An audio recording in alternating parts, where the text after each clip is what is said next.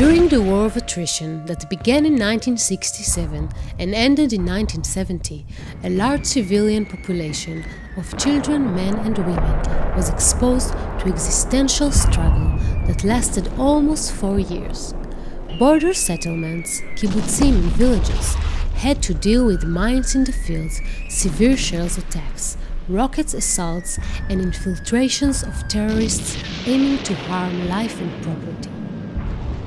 Kibbutz Shaar-Hagolan raised its children under the ideology of collective education. Therefore, the children's life was conducted not in the family unit, but in peer groups units, which lived and were raised together in children's houses. The children met their parents for a few hours in the evenings. The war did not change the pattern of values of the kibbutz, and in the spirit of collective education, all groups of children were taken from the children's houses in the evening and put in shelters deep in the ground for almost 4 years. Hey, why are you sitting in the dark? You're a group of volunteers from abroad who came to help us? You don't have a shelter? That's why you are down here in our shelter of Ilanot group? Don't be afraid, it will soon be over. Shalom, I'm Gali from Ilanot group. It all started when I was at first grade, and now I'm in the third grade, and it's not scary at all. You get used to it.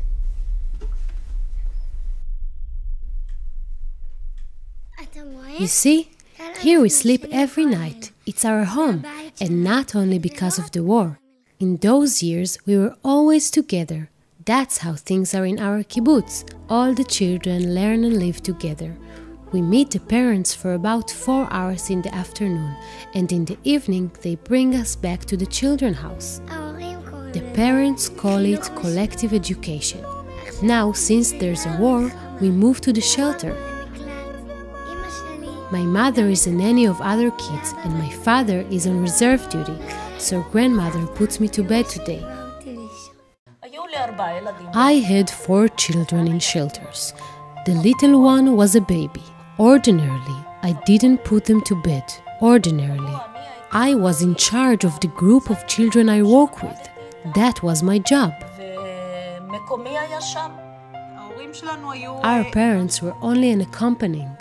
The major figures in our lives were our nannies and teachers that took us down to the shelter. Our parents only came to assist and sometimes visit us. During the war, I was a 25-year-old young mother with a 2.5-year-old daughter and a newly born baby.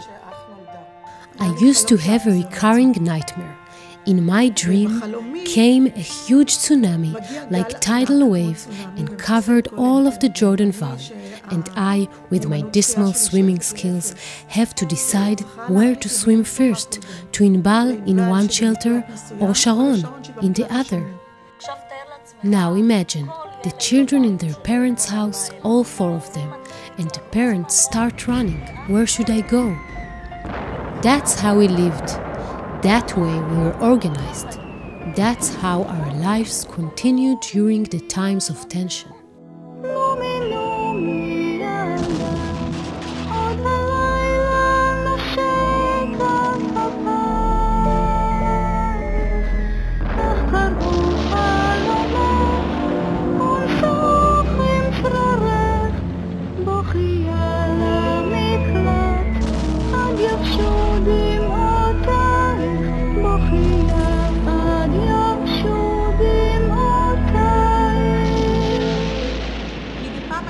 Occasionally there was fear, but I can say from my own experience that I felt protected, even when there were shells, when we were really scared because it was so close, the whistle and the bumps and the worried faces of the grown-ups.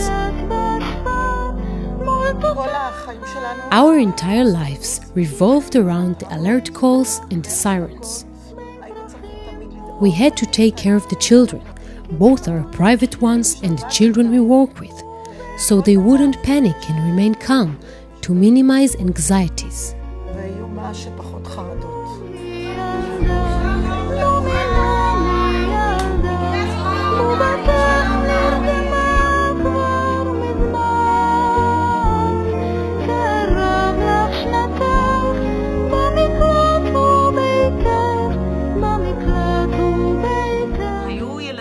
There were children who were very scared. We did not know to relate it. I didn't know to relate it to the situation. I thought the problem was with the child.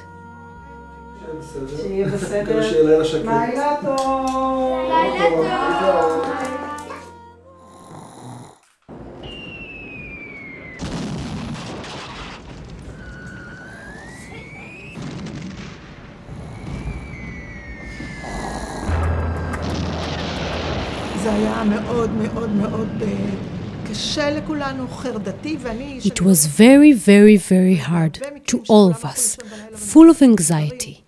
And even someone like me, who isn't easily scared, wrapped in some stupid naive. Yet, it's a fact. There was anxiety, and it showed itself in other ways. I felt we were shielded. Everything is under control. That was the feeling. We are protected.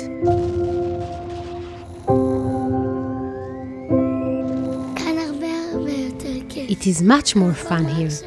This is our very own place. Much better without the parents. Come on, don't you believe me? True, there is always a night watch person to bother us. But see how much fun we can have without grown-ups interfere.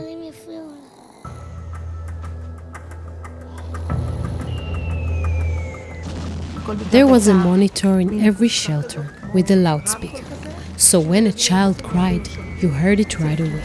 In the babies' shelter, the night watch sat with the babies. There was also a roster of parents who slept in the shelter to calm the children and resort them.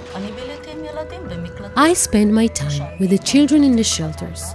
I was sleeping there during the night, every time it was needed. I shared a bunk with them. That means that when a child wet his bed, then naturally I got wet as well.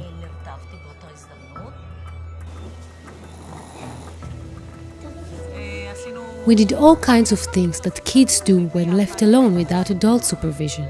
Today it seems abnormal to us. Yet when I look back, I say a person lives by the way circumstances dictate, and the insights may come later.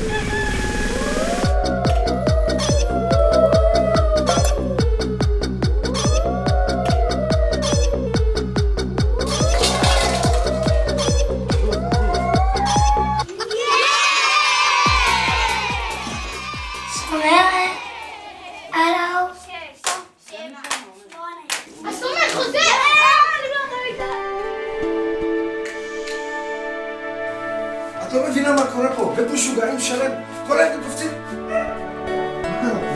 אני לא מאמין. בית משוגעים היה. My parents did not talk with us about feelings. No, I had no idea what they knew, what they didn't know.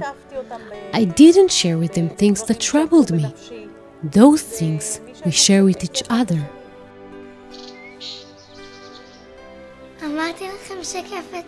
Haven't I told you it was fun? You want to go out? Don't you want to go out? If you promise not to tell anyone, I'll show you our secret hiding place. Promise? Good. Follow me.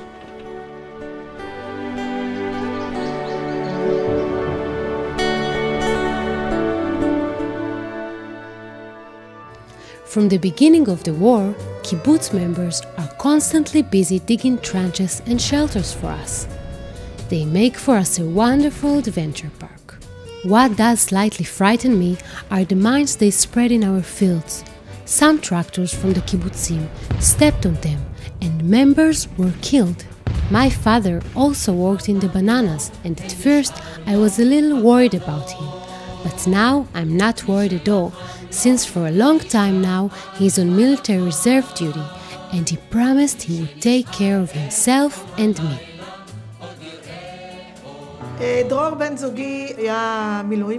Dror, my husband, was on reserve duty, an officer in the paratrooper force. During the war, he would go every month or two to 15-20 days of service in the southern Jordan Valley, chasing after terrorists. I think Mother is a little anxious. Ordinarily, She seems cool, but ever since my sister was born, she is occupied only with her. When I had to give birth to our second daughter, Sharon, he was on reserve duty and reached the hospital after I had already given birth. He got only 1 day off and had to go back immediately. I had to leave the hospital after 3 days with a newly born baby, put her straight to bed in the shelter when her older sister is only 2.5 years old. When I come to the parents' room in the afternoon, I see her sitting and writing letters to Daddy. Military-wise, we had a regular spectacle here. On Tuesday, a friend of yours, Shauli, from Masada, stepped on a mine and lost his leg above the knee. I realized how it felt to have 2 little kids in 2 shelters. Drori, it seems like months since you left. I already miss you so very much. Please write whenever you can. Lots and lots of hugs and kisses from your 3 girls, Nurit, Inbal, and Sharon. We did not let it disturb our holidays. We had parties and celebrated the holidays. No one was happy with the whistling sound of Katyusha's rockets falling. Those were the facts of life, and we strove to be organized and face it the best we could. I think the people here on the kibbutz were heroes. They were heroes. They kept on living their daily lives, work and function with the shadow of death constantly hovering over their heads. Well, and now, I don't know. Have we scratched our children? Yes, there were scratches. Yet, it was like a given. A given that no one has even thought to protest against. When I ask my daughters, my oldest daughter Inbal says she wasn't scratched and she considers it as a life experience. But my other daughter Sharon, who was a baby, says something different altogether.